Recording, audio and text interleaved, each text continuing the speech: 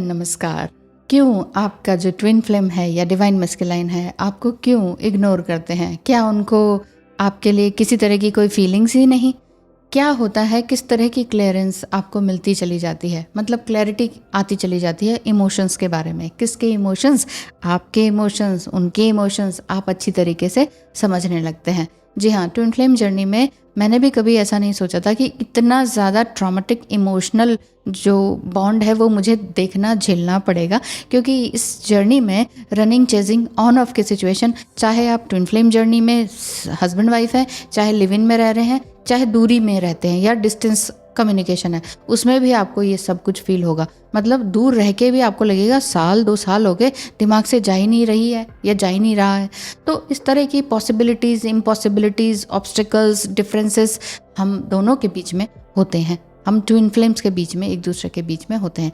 तो ये क्या होती हैं? एनर्जीज होती हैं। बहुत लोग अभी भी पूछ रहे हैं, क्योंकि जो लोग अभी नए आए हैं इस जर्नी में, कि ट्विन फ्लेम जर्नी क्या है और DMDF एनर्जी क्या है। तो DMDF क्या है? एनर्जीज ही हैं जो हम सबके अंदर होती हैं। तो कॉज एंड इफेक्ट तो इस जर्नी में होता ही है। जैसा ट्विन फ्लेम करेंगे वैसा भुगतेंगे, जैसा हम करेंगे, जो हम डिवाइन फेमिनिन्स हैं, तो वो हमारे साथ होगा। तो पॉसिबिलिटी और इम्पॉसिबिलिटी सब कुछ रहती है। बस ये है कि आप उस जर्नी को, उस इमोशंस को समझने लग जाते हैं। मेन बात यही है कि आपका जो ट्विन फ्लेम है वो क्यों आपको इग्नोर करते हैं। आपको कई बार लगता ही होगा ना कि ये इग्नोर कर रहे हैं, अब क्या होगा, अब मेरा ये जो ट्विन फ्लेम है क्या ये मुझे भूल गया, क्या वाकई ये मेरा ट्विन फ्लेम है कि नहीं। इस तरह की बहुत सी बातें आपके दिमाग में आने लगती हैं और आपको एक बार फिर से रियलिटी की तरफ लेके जाती है। क्योंकि जब आपको पूरी तरह से वो शेकन कर देते हैं और आप समझ नहीं पाते हैं कि ये जर्नी है क्या, क्योंकि आप उनके ऊपर को डिपेंडेंट हो जाते हैं, बहुत ज़्यादा डिपेंडेंट हो जाते हैं और आपको लगता है कि ये ट्विन फ्लेम तो रनर कर रहा है, रनर बन रहा है, और ये जो रनर की इमोशंस है ये मुझे समझ में नहीं आ रही। मैं तो साफ साफ कह रही हूँ लेकिन वो साफ साफ नहीं कह रहे, ऐसा क्या कारण है? तो उनके जो इमोशंस हैं, उनकी जो फीलिंग्स हैं, इस कनेक्शन को दर्शाती हैं। कई बार कार्मिक लोगों के साथ भी ऐसा होता है, लेकिन जो ट्विन फ्लेम होते हैं उनके साथ आपका बहुत ही डीप कनेक्शन होता है। Some time deep resentment and deep anger भी झलकता है डिवाइन फेमिनिन्स के अंदर, और अधिकतर ये होता है आपका न्यू मून और फुल मून में। अधिकतर आजकल में बहुत सारी इस तरह की रिपोर्ट्स आ रही हैं। रिपोर्ट्स इन द सेंस, मेरे जो क्लाइंट्स हैं वो इस तरह से आ रहे हैं, मैम बड़ी बुरी हालत है, बड़ा गुस्सा आ रहा है, बहुत रोना आ रहा है, माफ़ करने का भी मन है, छोड़ जाने का भी मन है, सज़ा देने का भी मन है, मारने का भी मन है ट्विन फ्लेम को। तो इस तरह की बातें आ रही हैं। धीरे धीरे आप कंपैशनेट एनर्जी को समझते चले जाते हैं और अनकंडीशनल लव को भी समझते चले जाते हैं। देखिए, इस जर्नी में महीनों भी लग सकते हैं ये समझने के लिए कि आपका जो ट्विन फ्लेम है वो नेगेटिव वाइब से डील कर रहे हैं, या फिर अपने ईगो सेल्फ से डील कर रहे हैं, या फिर वो अपनी एनर्जी को इस तरह से छुपा रहे हैं, कंसील कर रहे हैं कि ना आपको पता ही ना चलने पाए। क्यों? उसका कारण यही होता है कि वो अपनी फीलिंग्स को अभी दर्शाना नहीं चाहते हैं, नहीं है मूड, नहीं है समय। वो कहते नहीं है कि समय आने पर बताऊंगा, वो अधिकतर इसी वजह से कहते हैं। अभी भी आपको लगता है कि कंसल्टेशन बुक कराना है, कुछ कन्वर्सेशन आपका मेरा हो जाए, तो उसके लिए कुछ फ़ी अदायगी करनी पड़ेगी। इस स्क्रीन पर दिखाए नंबर पर मैसेज करें, कॉल मत कीजिएगा प्लीज़, मैसेज करें और सब कुछ बातें उसमें हो जाएंगी। अच्छा, तो ऐसा मेरे साथ भी रहा। जब मैं ये समझने लगी ये जर्नी है क्या, तो बहुत सारे एंजल नंबर्स दिखने लगे, एंजल्स समझ में आने लगे, एंजल्स के बारे में स्टडी किया, एंजल नंबर्स के लिए बुक खरीदी, जो काइल ग्रे की बुक है। अगर आप भी पढ़ना चाहें तो पढ़ सकते हैं। तो ये बात है।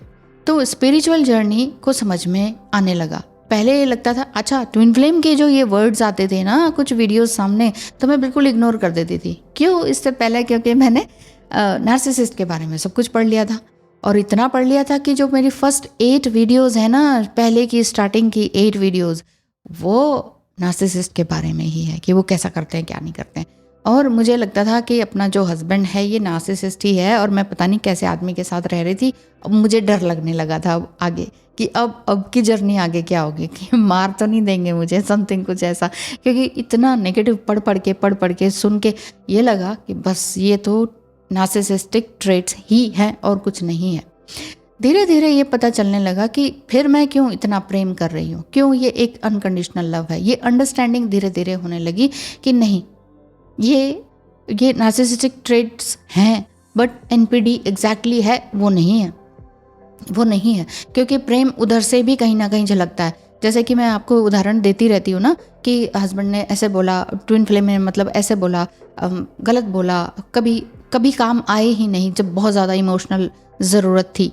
तो इसका मतलब ये नहीं कि वो कार्मिक थे, लेकिन बहुत जगह वो काम भी आए, बहुत जगह काम भी आए। मतलब बहुत जगह ये लगा कि चलो बच्चे तो संभाल रहे हैं, चलो रिस्पॉन्सिबिलिटी तो ले रहे हैं। नार्सिसिस्टिक जो पर्सनालिटी डिसऑर्डर होता है उसमें वो कुछ भी नहीं करते हैं।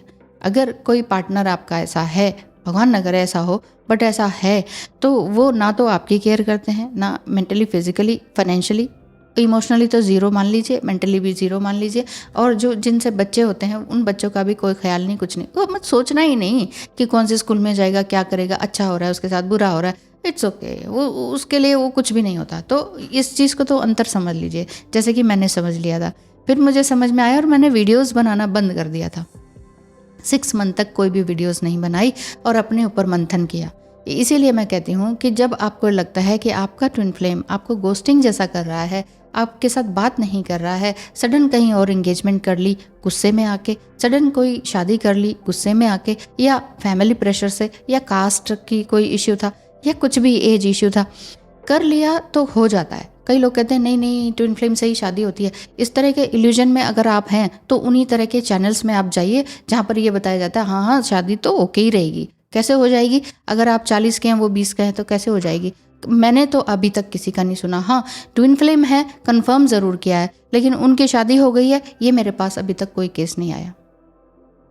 या बॉय आपका 28 ईयर्स का है, जो गर्ल है वो अबव 45 है एंड उसका बेबी भी है, वो डिवोर्सी है, उसकी शादी हो गई हो, ये भी अभी तक कोई केस नहीं आया है दिखने में। 3 साल से हज़ारों कंसल्टेशन एंड ये इस तरह की रीडिंग वगैरह मैं कर चुकी हूँ। तो जो चीज़ नहीं है इट मीन्स नहीं हो रही ना, इट मीन्स समाज उसको स्वीकार नहीं कर रहा है ना। तो इसलिए आप इल्यूजन में ना रहें। बेसिकली ये ट्विन फ्लेम जर्नी ये कहती है कि आप अपने आप पर अपने पैरों पर खड़े हो जाइए, जिस तरह से मेरे साथ भी था। आप लोग इसीलिए बार बार बोलते हैं, इसीलिए मैं अपनी स्टोरी लेकर आ गई थी कि आप तो लकी हैं, हस्बैंड ही हैं, वाह वाह वाह वाह। वाह वाह वाली बात नहीं होती। सेक्सुअल कनेक्शन तो इसमें ज़ीरो रहता है। पहली बात तो ये आप समझ सकते हैं कि एक हस्बैंड वाइफ भी है, 5 ईयर्स तक no connection, no physical connection, nothing, no single touching. तो क्या सोचते हैं बहुत ईजी होता है? इसलिए कहती हूँ ट्विन फ्लेम जर्नी वाकई ईजी नहीं है। प्लेटोनिक रिलेशनशिप है, सेक्सुअल कनेक्शन बिल्कुल भी नहीं रहता है। समटाइम सालों सालों तक वो सडन हो जाता है, तो वो अचानक कुछ हो जाता है, अदरवाइज नहीं रहता है। तो ये जर्नी सिखाती क्या है कि अपने रूट चक्र को साध लो। क्यों फिर रूट चक्र पे हम काम करते हैं, जो कि अपनी सेक्सुअल एनर्जी को ऊपर की तरफ बढ़ाने वाली बात होती है, अपनी ओजस शक्ति को बढ़ाएं। अब मेरी जो स्टार्टिंग की वीडियोस है ना, उसमें अधिकतर यही है कि ब्रह्मचर्य को अपनाएं।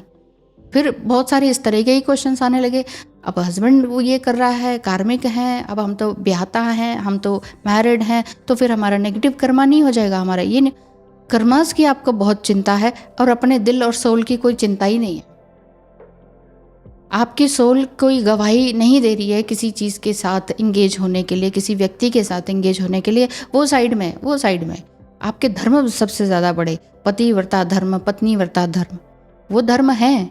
लेकिन अगर आप पत्नीव्रता धर्म निभा रहे हैं तो पति का कोई धर्म नहीं है क्या? वो सिर्फ भोगने के लिए ही है, ये भी तो सोचिए।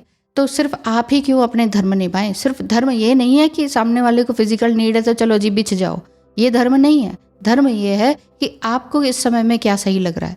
इस समय में आप एक तरफ आप भगवान का भजन कर रहे हैं, दूसरी तरफ आप कह रहे हैं कि ठीक है जी जो आप कहें वही, जो हुक्म मेरे आका वाली बात है ये मत कीजिए, फिर आपकी एनर्जी तो डाउन है। तभी बहुत सी लेडीज़ जो ट्विन फ्लेम जर्नी में हैं, जो अपने कार्मिक से डिवोर्स लेने का पूरा मन बना चुकी हैं, क्योंकि कई साल हो चुके हैं कि अब नहीं, इनफ इज़ इनफ वाली बात लग रही है।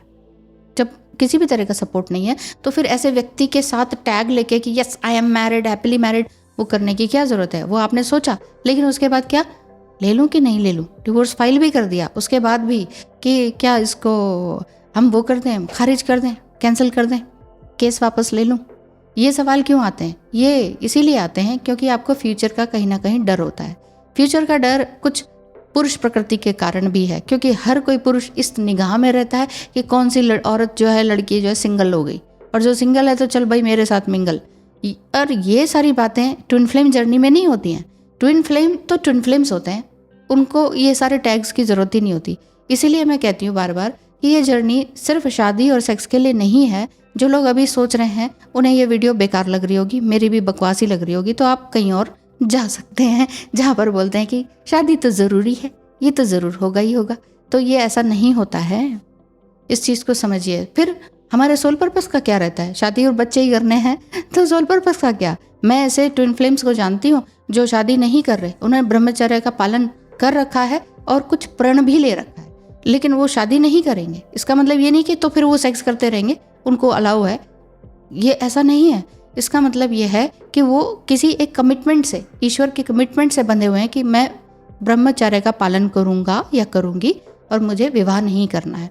लेकिन ट्विन फ्लेम बंधन में भी बंध गए हैं, वो किसी संस्था से भी जुड़े हुए हैं, यानी कि दोनों ही स्पिरिचुअल बीइंग हैं, बहुत ही स्पिरिचुअली हाई हैं, तो वो भी ट्विन फ्लेम जर्नी में है। तो वो ये कह रहे हैं कि छोड़ो यार संस्थाएं छोड़ो, ट्विन फ्लेम तो बड़ा अट्रैक्टिव है, चलो भाई शादी करते हैं, बच्चे करते हैं। नहीं, जब वो आगे बढ़ चुके हैं तो वो पीछे बिल्कुल नहीं आएंगे। गृहस्थ जीवन पीछे ही है एक तरह से संन्यास से, लेकिन गृहस्थ जीवन को हम कम भी नहीं मान सकते, क्योंकि गृहस्थ जीवन में ही हम संन्यास ले सकते हैं, संन्यास या संन्यास ले सकते हैं। जी हाँ, ठीक है, जब तक बच्चे करने थे वो हुआ, लेकिन उसके बाद आप अपने आप में आगे बढ़ें। नहीं इच्छा मत करें, आप सिर्फ अपने लिए काम करें।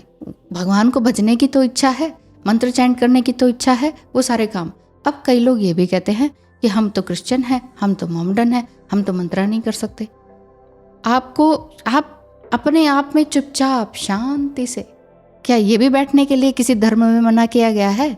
मत दीजिए उसको नाम कि हम मेडिटेशन कर रहे हैं, मत लगाइए कोई अपना हैंड पोस्चर या मुद्रा मत बनाइए, आप चुपचाप बैठ जाइए।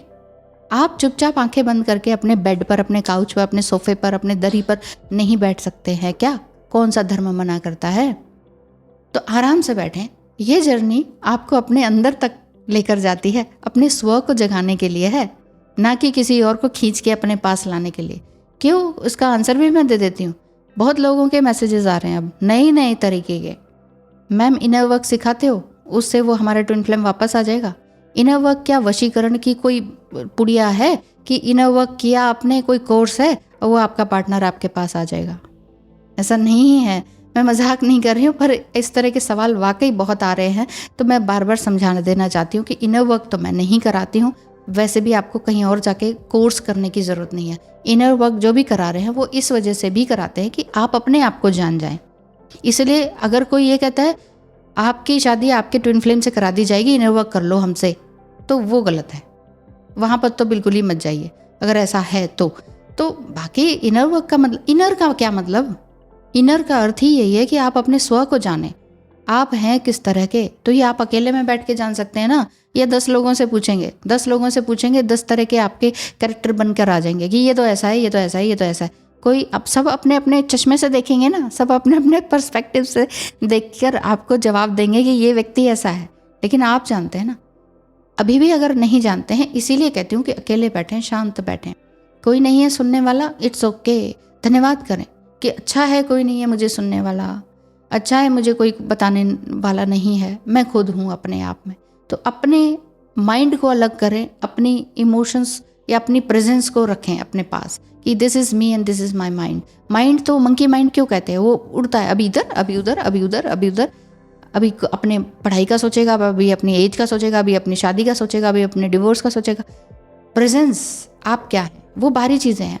माइंड बाहरी चीज़ें सोचता है, वो दूसरा क्या कहेगा क्या नहीं कहेगा, तो ये वाली सारी बातें। तो जीवन में आपने आगे बढ़ना है और ट्विन फ्लेम जर्नी के बारे में भी जान चुके हैं।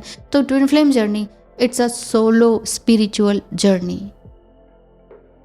इस शब्द में ताकत है, इस शब्द में वो ताकत है जो आपको पूरी तरह से एक कर सकती है, ईश्वर से, यूनिवर्स से, प्रकृति से, अपने आप से जुड़ गए तो फिर आपको ट्विन फ्लेम या डिवाइन मैस्कुलाइन की ज़रूरत नहीं होगी। वैसे भी मैं बताती ही रहती हूँ, अपना एक्सपीरियंस मैंने क्यों बताया, इसीलिए बताया कि ट्विन फ्लेम जब बहुत ज़रूरत होती है वो आपके काम नहीं आते हैं, वो पल्ला झाड़ लेते हैं। तो ये था आज का वीडियो। वो आपको इसीलिए इग्नोर करते हैं, इनडायरेक्ट वे में समझ जाइए, चाहे वो आपको किसी भी तरह से हर्ट कर रहे हैं। उस समय में हर्ट हो गया आपकी, अरे मेरी हेल्प नहीं कर रहे, किस तरह के ट्विन फ्लेम हो फिर? उस समय में आप ये सोचिए कि वो आपको हेल्प कर रहे हैं कि राइज विद योरसेल्फ, खुद से खड़े हो। मुझसे क्यों मदद मांगती हो बार बार, खुद से खड़ी हो, खुद करो। तो ये चीज़ है, खुद से करने की जर्नी है twin flame journey. Thank you.